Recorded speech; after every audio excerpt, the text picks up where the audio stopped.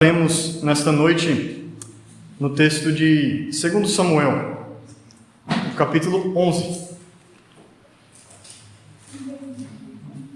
Antes de fazermos a leitura, eu pergunto aos meus irmãos, será que existe pecadinho e pecadão? Na nossa cultura, nós ouvimos muito frequentemente que não existe pecadinho nem pecadão. Todo pecado é pecado diante de Deus, como se fosse tudo a mesma coisa.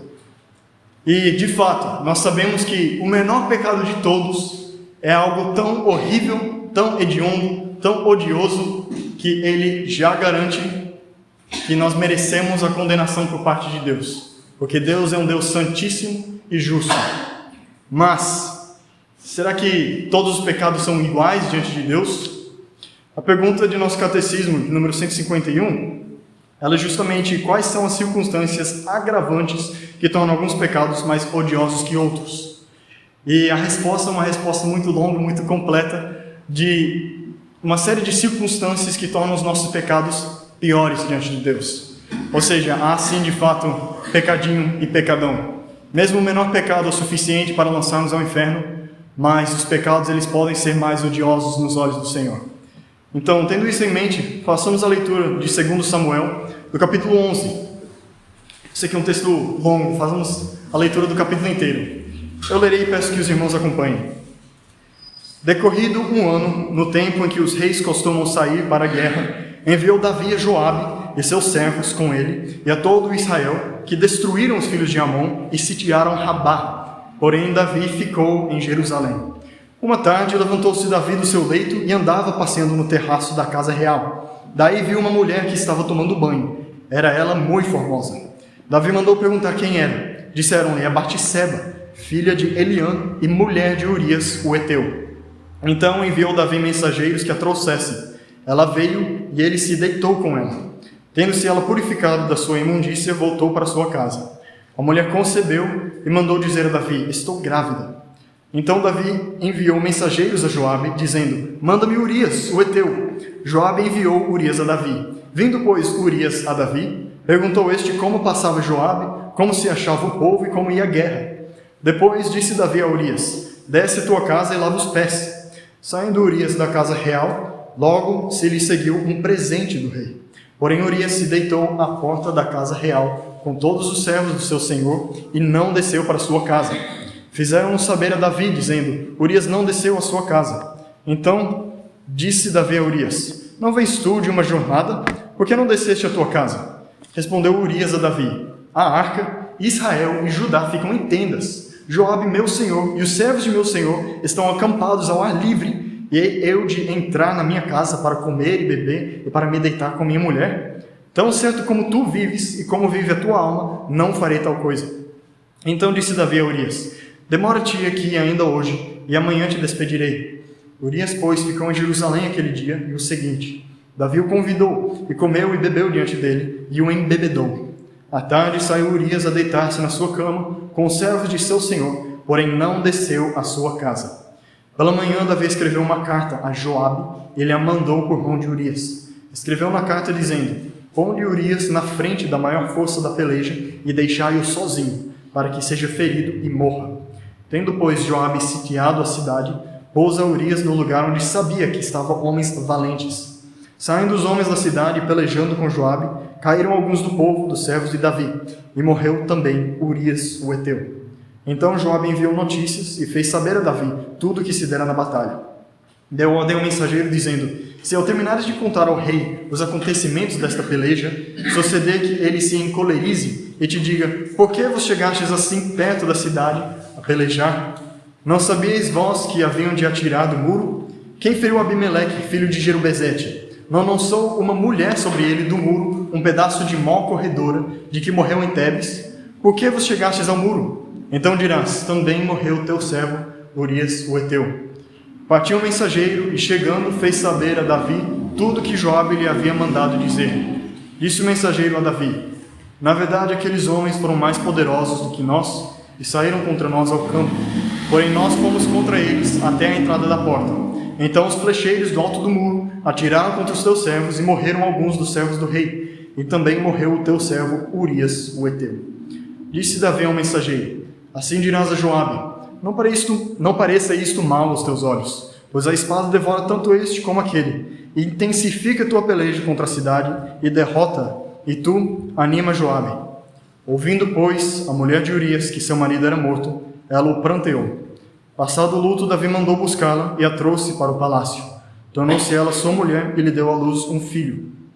Porém, isto que Davi fizera foi mal aos olhos do Senhor. Vamos orar, meus irmãos. Senhor nosso Deus, Tu és um Deus tão perfeitamente santo, tão justo, ó Deus. Todos os pecados, ó Pai, são abomináveis diante de Ti, pois são todos cometidos contra Ti, Deus Santíssimo, Deus perfeito, Deus bondoso e amoroso. Perdoa-nos os nossos pecados, ó Pai, em Cristo Jesus. Ajuda-nos, Senhor, pelo Teu Santo Espírito a reconhecer a maldade de nosso próprio pecado, e rogamos agora pela Tua graça, para que pela exposição da Tua Santa Palavra o Teu povo seja edificado, Pai. Ilumina-nos pelo Teu Santo Espírito. Oramos em nome de Jesus. Amém. Esse texto, como eu já disse, é um texto muito grande, é um capítulo inteiro, e poderíamos fazer uma série de sermões acerca de cada um dos pontos individuais de que o texto apresenta. Mas o intuito agora é ver a ideia como um todo e ver o pecado que Davi cometeu e quão hediondo foi esse pecado. Então vamos considerar, primeiro, no começo do sermão eu havia perguntado se havia pecadinho com pecadão. Aqui, esse pecado de Davi começou com o que poderíamos chamar de um pecadinho. Como é que começa toda essa situação de adultério, de morte, de assassinato? Começou, decorrido um tempo que os reis costumam sair para a guerra. Davi ficou em Jerusalém, ele ficou no seu palácio. Davi, sendo rei, ele tinha a responsabilidade de liderar o seu povo. Ele tinha a responsabilidade de estar lá em guerra com o seu povo, liderando na guerra, estando em frente da peleja, conduzindo o seu povo. Mas ele estava aqui sendo omisso, ele não estava cumprindo as suas responsabilidades. Ele ficou em seu palácio e ficou ocioso, ao ponto no versículo 2, dizer assim: uma tarde levantou-se Davi do seu leito e andava passeando no terraço da casa real. Davi não estava fazendo nada produtivo. Ele não tinha motivo para estar em Jerusalém. Ele não tinha motivo para ficar ali atrás enquanto seus exércitos pelejavam e lutavam em guerra. Ele deveria estar com o seu povo. Mas toda essa situação começou com um pecado que a gente poderia considerar pequeno. Ele não estava cumprindo suas responsabilidades, ele estava ocioso, não estava fazendo nada produtivo, nada de bom. Bem, vemos que esse pequeno pecadinho, ele desenfreou em uma série de consequências. Antes de prosseguir, é interessante lembrar que o Antigo Testamento apresenta Davi como uma espécie de novo Adão. Davi, assim, é apresentado enfrentando várias serpentes. Se fôssemos considerar o famoso texto de Davi e Golias, o texto descreve Golias como vestindo uma armadura de escamas. E a palavra que é usada para descrever essas escamas, essa armadura, é também usada pelo profeta Isaías para descrever uma serpente, ou, como algumas traduções colocam, um crocodilo. Mas a ideia de um réptil, de escamas. Davi vence aquela serpente. E também ele é colocado como vencendo a um Naás. O significado da palavra Naás é justamente serpente. Então, se formos considerar o que o texto está apresentando, Davi como um novo Adão, ele está derrotando serpentes. Parece que ele está conseguindo ter êxito onde o primeiro Adão falhou. Mas, assim como na primeira queda, Eva viu aquele fruto, viu que era bom e desejoso, e ela tomou para si. Esse é uma estrutura de queda que é recorrente, principalmente no Antigo Testamento. O povo de Deus vê algo que não deveria ser deles, vê que é desejoso e tomam para si. É assim também em Gênesis capítulo 6, com os filhos de Deus e as filhas dos homens, viu que as filhas eram formosas e tomaram-a para si e pecaram contra Deus. E é assim também com Davi. Ele viu aquela mulher e viu que era ela muito formosa. Viu que era boa, desejável, e ele tomou-a para si, rebelando-se contra Deus e cometendo esse pecado hediondo. A mais disso, antes mesmo de ele tomá-la para si, Davi perguntou para saber quem era. E os mensageiros disseram: é Batseba, filha de Eliã e mulher de Urias, o heteu. Ou seja, Davi sabia plenamente que aquela mulher era casada. Ele sabia que o que ele fez logo em seguida era não somente um ato de adultério por ele já estar casado, mas também por aquela mulher estar casada. ele cometeu adultério conscientemente de que ele estaria pecando contra Deus em pleno adultério, uma coisa hedionda e abominável. Meus irmãos, podemos considerar por um momento o casamento. O casamento é instituído por Deus como uma aliança que representa o relacionamento do próprio Deus com o seu povo. Por que os pecados de imoralidade sexual eles são todos representados pelo 7º mandamento como não cometerás adultério? Porque adultério, sendo uma transgressão, uma violação dessa aliança que representa a própria aliança de Deus conosco, é um pecado terrivelmente hediondo. E esse foi justamente esse pecado que Davi cometeu, consciente, sabendo que aquela mulher era casada. Agora, depois que ele cometeu o adultério, ele chamou Urias, o marido. Será que ele chamou Urias para confessar o pecado, para dizer o que ele havia feito? Não, aqui vemos a plena loucura de Davi e a sua cegueira no seu pecado. Nós podemos quebrar essa sequência ao confessar os nossos pecados. Mas, meus irmãos, quando estamos cegos nos nossos pecados e não vemos o que estamos fazendo, nós cometemos loucura acima de loucura. E Davi tentou encobrir o seu próprio pecado, o que ele foi completamente incapaz de fazer, como veremos posteriormente. Davi primeiro ele chama Urias e ele tenta fazer com que Urias deitasse com sua mulher para fingir que aquele filho que estava no ventre de Batseba era o filho de Urias. Ele queria fazer com que aquele homem criasse um filho que não era dele, um filho bastardo, e passasse toda a sua vida sem saber que aquele filho não era seu. Pensa nessa situação, meus irmãos, em Urias e Batseba criando aquele filho, Batseba sabendo de onde veio o filho e Urias não sabendo. Que coisa tão terrível, tão abominável, mas esse era o plano que Davi tinha para fazer. Será que Davi teve êxito em cobrir o seu pecado dessa maneira? Não, se prosseguirmos no texto, ele chamou Urias, e aqui a loucura de Davi é contrastada com a retidão de Urias, porque ele chama Urias, ele disse para Urias, no versículo 8, desce a tua casa e lava os pés. Mas o que Urias fez? Ele não foi para a sua casa. Ele não lavou os seus pés, ele não deitou com a sua esposa. Antes, ele dormiu à porta da casa de Davi, com os servos de Davi. Ele permaneceu entre aqueles homens. E depois Davi pergunta por quê? E Urias mostra o motivo pelo qual ele não foi para a sua casa. Urias responde no versículo 11: a arca, Israel e Judá ficam em tendas, Joabe, meu senhor, e os servos de meu senhor estão acampados ao ar livre. E hei de eu entrar na minha casa para comer e beber, e para me deitar com minha mulher? Tão certo como tu vives e como vive a tua alma, não farei tal coisa. Ou seja, resumidamente, a resposta de Urias foi exatamente o que Davi deveria fazer. Urias reconheceu que ele não poderia fazer isso com consciência livre. Ele não poderia simplesmente ir para sua casa e descansar e deitar-se com a sua mulher, enquanto os homens de Davi, os exércitos, estão pelejando naquela guerra, estão sitiando aquela cidade, estão morrendo para Davi, para Israel, para aquela nação. Urias, um homem de muita retidão, isso aqui é demonstrado na sua atitude. Vendo que Urias tinha virtudes e princípios, Davi tentou então embebedar. Está aqui no versículo 13. Davi o convidou e comeu e bebeu diante dele e o embebedou. À tarde saiu Urias a deitar-se na sua cama com os servos de seu senhor, porém não desceu à sua casa. Aquele homem era um homem tão íntegro, tão reto, tão justo, que mesmo embebedado, ele não foi à sua casa. Ele tinha plena consciência de que aquilo não seria uma coisa boa para fazer. Justamente o contrário da atitude de Davi. Então, como é que Davi resolver essa situação? Ele resolve matar a Urias. E antes de considerarmos isto, vejamos primeiramente quem é Urias. Esse homem tão reto, tão justo, uma pessoa tão virtuosa. No segundo livro de Samuel, no capítulo 23, nós temos aqui uma lista dos homens valentes de Davi. Os homens que eram de confiança de Davi. Homens assim que se sobressaíam nas guerras, nas batalhas. Homens que eram poderosos, que eram vitoriosos e que eram retos e confiados por Davi. E o último nome nesta lista, no versículo 39, é justamente esse, Urias Heteu. Ou seja, este homem com quem Davi cometeu essa abominação era um dos homens de Davi.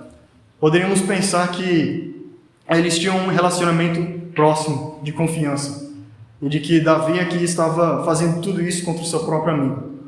um homem que confiava perfeitamente em Davi, não somente por ser ele seu rei, mas também por ser alguém próximo a ele. E como é que Davi resolver a situação? No versículo 14, pela manhã Davi escreveu uma carta a Joabe, ele a mandou por mão de Urias. E o conteúdo dessa carta era justamente ele entregando para Joabe, que estava comandando os exércitos, e dizendo: coloca Urias no lugar onde você sabe que ele vai morrer. Quando ele estiver lá, no calor da batalha, faz com que todos os homens voltem e ele fique lá sozinho e morra. Essa foi a estratégia de Davi. Davi decidiu matar Urias, mas ele foi tão covarde ao ponto que ele colocou a morte de Urias nas mãos de outros. Ele foi tão covarde e louco que ele entregou essa carta, que era a carta anunciando a própria execução daquele homem, para um meio covarde, pela mão de Urias. Urias carregou a carta que estava escrita que a maneira pela qual ele haveria de morrer. E ele foi fiel ao seu Senhor e ele não abriu a carta, ele não leu os conteúdos da carta. Se ele houvesse lido, ele com certeza saberia o que haveria de acontecer e ele não teria morrido. Mas ele confiou em seu Senhor e ele entregou aquela carta fielmente, selada. Ela foi lida somente por Joabe, o comandante do exército. E então vemos assim que Davi tentou resolver a situação dessa maneira, e que talvez assim ninguém conheça a maldade de Davi, na verdade. Talvez assim ninguém conheça essa loucura que Davi fez. Mas Joabe também, ele apresenta uma situação muito interessante. Quando ele faz aquilo que Davi ordena, ele traz os homens até o muro da cidade e depois volta para que Urias morra. Ele manda uma mensagem a Davi, dizendo: Davi, foi assim que aconteceu. Nós estávamos pelejando e nós fomos até o muro da cidade. E quando a gente chegou ao muro, os arqueiros, eles atiraram contra os nossos homens e muitos dos nossos homens morreram. Mas também morreu Urias, então não fique com raiva. E ele pensou assim, ele dizendo a seu servo, nós vemos aqui nos versículos 20 e 21, se vier Davi a encolerizar, ou seja, se quando você estiver dizendo o que aconteceu, Davi fica com raiva e pergunta: como é possível que você se achegou ao muro da cidade? Você não sabia que isso é uma estratégia péssima de sitiar uma cidade? Porque quando você chega perto aos muros da cidade, os arqueiros podem atirar contra você, e todos os nossos homens eles vão morrer.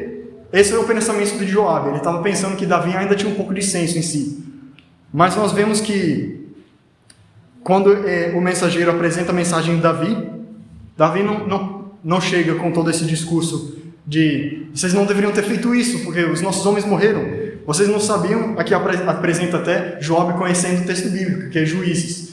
Vocês não sabiam que Abimeleque morreu por uma mulher, porque ele foi perto do muro e uma mulher jogou uma pedra de moinho na cabeça dele e ele morreu. Vocês não sabem que isso aqui é uma estratégia terrível? Não, esse não foi o agir de Davi. Quando Davi ouviu a mensagem, ele deixou o mensageiro dizer todas as palavras. Vemos aqui no versículo 21, 23, que ele entrega toda a mensagem. Ele diz que os homens eles morreram no muro, no versículo 24, e também morreu Urias o Heteu. Ele não foi interrompido por Davi. Davi permaneceu silencioso e ouviu toda a mensagem daquele mensageiro. E afinal, qual foi a resposta de Davi? Não pareça isto mal aos teus olhos, pois a espada devora tanto este como aquele. Intensifica a tua peleja contra a cidade e derrota, e tu anima Joabe. Ou seja, Davi respondeu basicamente: morreram os nossos homens, né? Mas não te preocupa, isso acontece mesmo na guerra. Pessoas morrem na guerra, não fica preocupado por causa disso. Vai lá e derrota a cidade de maneira sensata, né? Com estratégias boas, em vez de sitiar o muro. Mas não se preocupa, as pessoas morrem na guerra, isso é normal. E vai para Joabe e anima a continuar pelejando contra aquela cidade. Ou seja, Davi, na sua loucura, ele não estava nem aí se importando para a vida dos seus homens. Ele só queria saber que Urias morresse, porque ele estava procurando uma paz e sossego no seu pecado. O versículo 26 apresenta também uma verdade muito triste. Ouvindo, pois, a mulher de Urias, que o seu marido era morto, ela o pranteou. Davi matou o marido daquela mulher, e quando Batseba soube que Urias, seu marido, morreu, ela o pranteou. E Davi tomou-a por sua mulher, tomou aquela viúva com quem ele adulterou, como sua própria mulher, para ver se assim ele poderia aparecer como um rei justo. Como não tem nada de errado agora que aquele homem morreu, eu posso casar com ela. E esse filho que é nosso, com certeza ele foi concebido dentro do matrimônio, né? Ninguém vai desconfiar. Mas, meus amados irmãos, vemos então que esse pecado, que começou com um pecadinho, ele foi desenvolvendo até virar uma coisa tão horrorosa, tão odiosa, tão hedionda, que ele começou com ociosidade e com omissão. Ele virou adultério, ele virou em engano, ele tentou enganar Urias e enganar todo o povo de Israel. Lembremos que a enganação é a linguagem nativa de Satanás. Satanás é um enganador. E Davi estava querendo falar a mentira, a linguagem própria de Satanás, do diabo. Então, adultério, enganação, ócio, omissão e pior, ele assassinou aquele homem Urias. Meus irmãos, tudo isso é uma coisa tão horrível, tão abominável, tão odiosa. O que foi então que aconteceu? No capítulo 12, que nós não leremos todo, Natan repreende a Davi. Ele começa assim com uma história de um homem que tinha um cordeiro, ele cuidava daquela cordeirinha como se fosse a sua própria filha. E aqui não é apologia a tratar Pet como filho, meus irmãos, esse não é o propósito do texto. Ele só estava dizendo que aquele homem, ele amava muito aquela cordeirinha e cuidava como se fosse a sua própria filha. E um homem rico, quando veio algumas pessoas para hospedar em sua casa, em vez de alimentar com seus próprios bens, ele tomou aquela cordeira daquele homem pobre, que não tinha nada além de sua cordeira, e a ofereceu para que eles pudessem comer juntos aquela cordeira, não aquele homem pobre, aquele homem ficou sem nada.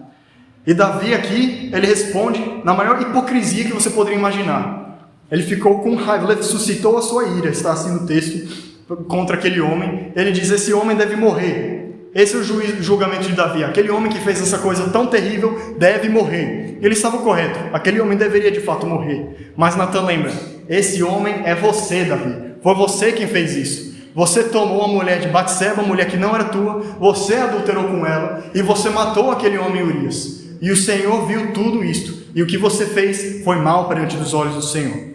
É nessa situação, meus irmãos, nessa situação de um pecado tão horrível, tão odioso, de uma hipocrisia, de uma covardia, de um adultério, de um assassinato, que nós encontramos o versículo 13 do capítulo 12, que nós lemos anteriormente na liturgia. Então disse Davi a Natan, pequei contra o Senhor. Disse Natan a Davi, também o Senhor te perdoou o teu pecado, não morrerás. Meus irmãos, como é possível que aquele homem Davi, que merecia toda a ira de Deus, toda a justa condenação de seus pecados, aquele homem que era um rei omisso, aquele homem que era um adúltero, aquele homem que era um assassino, aquele homem que era um covarde e por cima disso um hipócrita, que ele disse justamente que quem fez aquela coisa terrível deveria morrer. Como é que Deus não o matou naquele instante? Como é que Deus não o lançou no inferno como ele merecia? Porque ele mesmo disse que aquele homem deveria morrer. Como é possível que Deus não lançou Davi, não o matou naquele momento mesmo e lançou no inferno onde ele merece estar? Como é possível, meus irmãos? Por acaso Deus pode ser tão perfeitamente justo e santo e poupar Davi daquele castigo que ele merecia? Como que Davi pode viver depois disso? Como que Natan pode dizer a Davi, imediatamente depois de sua confissão, que o Senhor perdoou o pecado dele? Como que o Senhor perdoou o pecado? Por acaso Deus é um juiz corrupto, que fecha os olhos para os nossos pecados, que finge que a maldade não existe? Será que Deus pode deixar o pecado passar impune? Não, meus irmãos, de maneira alguma. Davi foi poupado, porque Jesus Cristo, o Filho de Deus, não foi poupado. O pecado de Davi, essa maldade tão grande, tão terrível, ela foi totalmente condenada, mas ela não foi condenada em Davi.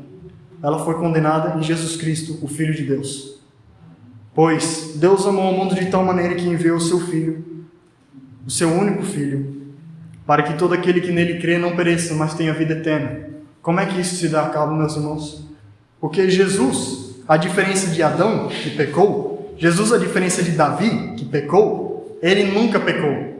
Ele se encarnou sendo o próprio Filho de Deus, se fez homem, ele viveu sob a lei e ele cumpriu a lei perfeitamente. Não houve um único momento em toda a sua vida em que Jesus Cristo não amou a Deus de todo o seu coração, de toda a sua força e de todo o seu entendimento. Meus irmãos, não houve um único instante em que Jesus não amou o seu próximo como a si mesmo. Ele cumpriu a lei de Deus perfeitamente e plenamente. Ele era um homem perfeitamente justo e santo. O único homem entre todos nós que não merecia a condenação de Deus. Mas o que o Senhor Jesus fez? Ele tomou sobre si o pecado do povo de Deus. Ele tomou sobre si a maldição que era devida a nós, a igreja, os eleitos de Deus. E ele sofreu a condenação. Ele viu a ira de Deus. Ele viu a justiça de Deus. Para que Davi e todos nós, povo de Deus, não tivéssemos que ver a justiça de Deus. Nós temos misericórdia por parte de Deus, graças a Jesus Cristo. E somente graças a Jesus Cristo. E essas ricas bênçãos que foram conquistadas por Jesus Cristo, o perdão de pecados, a misericórdia de Deus, a graça, elas são comunicadas a nós, porque nós estamos unidos ao Senhor Jesus Cristo. Pelo seu Santo Espírito que habita em nós, todas essas ricas bênçãos, meus irmãos, elas são comunicadas a nós. E nós as recebemos. E tendo o Espírito de nós habitando, o Espírito de Deus habitando em nós, nós fomos enxertados no corpo de Cristo. De tal maneira que somos membros do único corpo, do mesmo corpo, do corpo do Senhor Jesus Cristo, do qual Ele é o cabeça. Então assim, porque Cristo sofreu a condenação, nós somos poupados da condenação por parte de Deus. E Deus permanece perfeitamente santo e perfeitamente justo. E todo pecado, vocês podem ter certeza disso, todo pecado é condenado por Deus. Agora, os ímpios, eles pagam por seus próprios pecados. Eles veem a ira de Deus e a justiça de Deus. Mas aqueles que creem em Senhor Jesus Cristo têm o seu pecado pago na cruz. Já têm a salvação. Já têm o perdão de pecados. E, meus amados irmãos, estando nós unidos a Cristo, podemos agora viver em novidade de vida.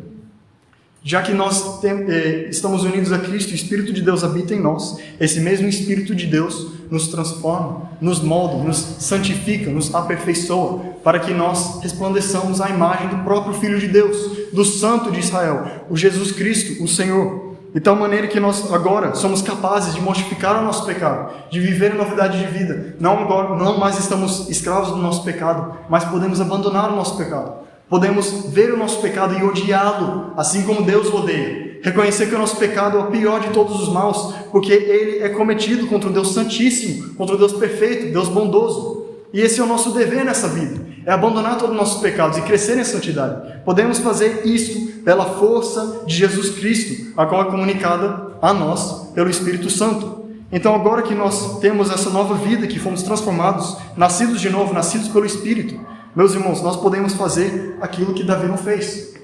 Davi, no começo, nós vimos que ele estava omisso e estava ocioso, e a sua omissão abriu espaço, deu margem para a sua lascívia. Nós, pela graça de Deus, em Cristo Jesus, comunicadas pelo Espírito Santo que habita em nós, nós somos capazes de não andarmos omissos nem ociosos.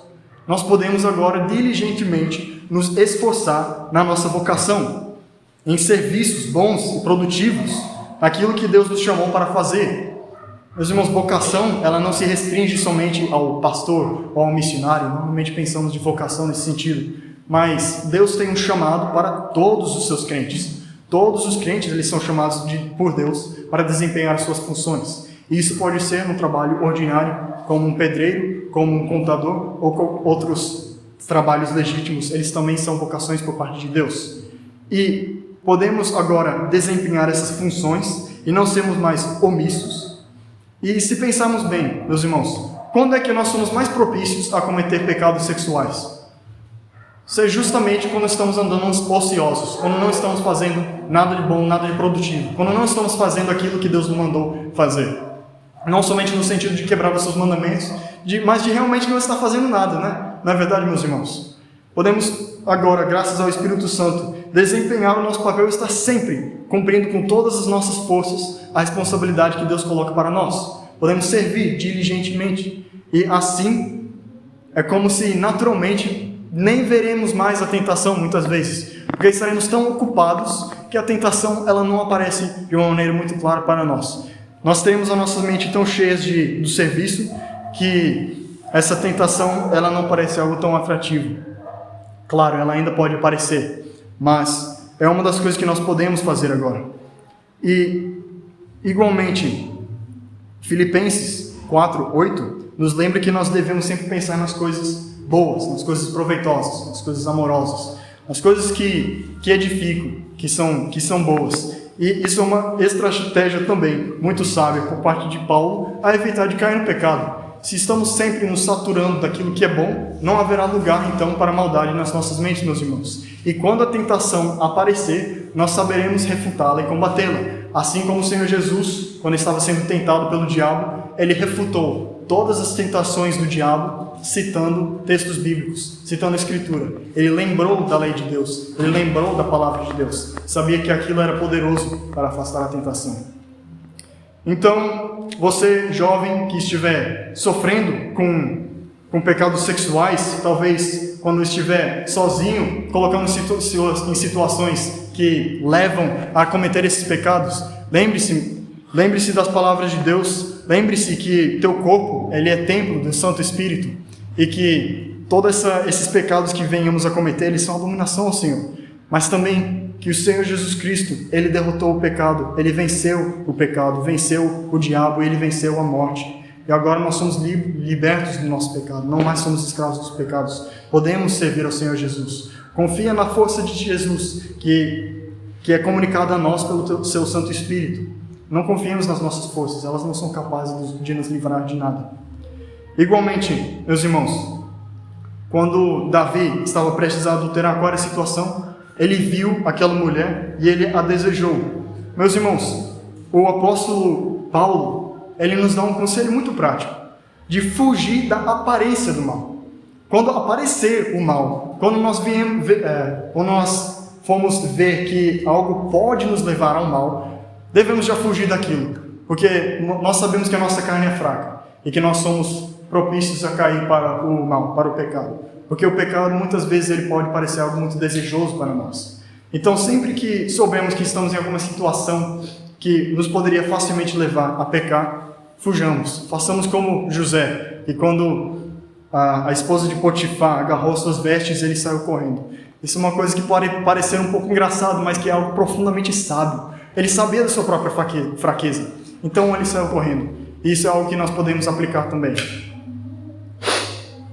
Devemos evitar sempre estar em situações propícias a cometer a maldade.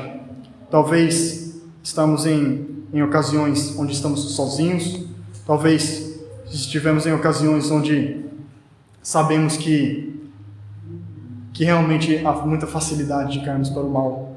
E, meus irmãos, a nossa consciência, ela nos acusa. Ela sabe quando estamos prestes a pecar. Nós temos o Santo Espírito de Deus que nos lembra, nos faz pesar a consciência e sabemos quando vamos pecar. E pela força de Deus que habita em nós pelo seu Espírito, nós podemos enfrentar isso e fugir do mal, rejeitá-lo. Finalmente, essa loucura do pecado de Davi, ela foi realmente demonstrada em ele tentar encobrir o seu pecado. Depois que ele adulterou, o que agravou muito mais o seu pecado foi ele não ter confessado, mas ele ter pensado em suas próprias estratégias de como ele poderia cobrir aquilo para que ninguém soubesse do que ele fez. Isso levou pecado por cima de pecado, um abismo chamando outro abismo, e ele cometeu verdadeira loucura diante de Deus. Meus irmãos, as Escrituras prometem, se confessarmos os nossos pecados, Deus é fiel e justo para nos perdoar dos nossos pecados e purificar de toda imundícia. Sempre que nós pecamos contra Deus, nós podemos confiar tão somente no perdão que temos em Cristo, na justiça de Cristo. Por que, meus irmãos, nós tentaremos cobrir os nossos pecados? Vocês percebem que quando nós escondemos o nosso pecado, nós não o confessamos, nós estamos confiando na nossa própria justiça. Nós estamos dizendo, não, Deus, eu não sou tão ruim assim. Eu vou cobrir assim o pecado. Eu não cometi esse pecado. Vamos talvez fingir aos outros homens também. Não, eu não fiz aquilo. Eu sou justo. Meus irmãos, a nossa justiça não presta para nada além da nossa condenação. A nossa justiça, a verdadeira justiça, ela reside tão somente em Jesus Cristo. Se confiamos na justiça de Cristo, na retidão de Cristo, naquilo que Ele fez por nós, e não na nossa própria capacidade, nós podemos então livremente confessar os nossos pecados, dizer absolutamente tudo que fizemos para Deus, e quando nós pecamos contra o nosso próximo, confessar a eles também, o que Davi deveria ter feito quando ele chamou Urias. Verdadeiramente. Então, meus irmãos, que o Espírito Santo ele aplique esta mensagem a nós e, confiando nas suas forças, nós possamos crescer em santidade. Eu peço que nosso irmão licenciado Diego conclua com a oração final. Depois cantaremos um hino. Senhor, ajuda-nos a viver em santidade, ajuda-nos a honrar Tua palavra, ajuda-nos a resistir, como diz as Sagradas Escrituras, a Tua própria morte por causa de suportar a tentação. Ajuda-nos a não ceder facilmente às tentações que sutilmente Satanás coloca em nosso caminho.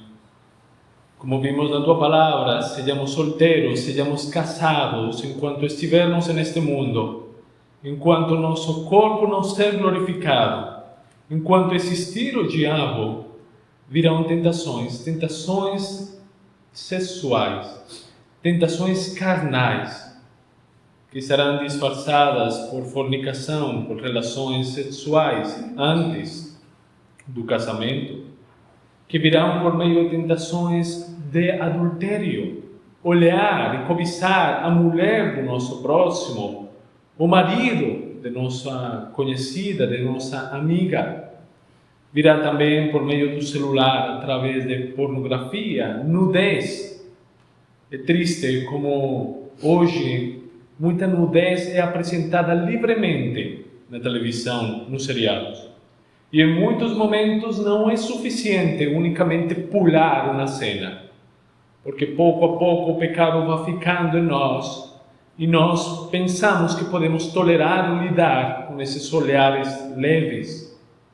Ajuda-nos, Senhor, a guardar nossa alma e nossa vida em completa santidade. Graças porque temos a Jesus Cristo, o justo, que onde Davi pecou, Jesus Cristo foi vitorioso. Onde Davi cometeu pecado, Jesus Cristo deu vida. Onde Davi enganou, Jesus Cristo morreu por dizer a verdade. E ajuda-nos, Senhor, a seguir esse santo exemplo, mas também a considerar nossas próprias fraquezas.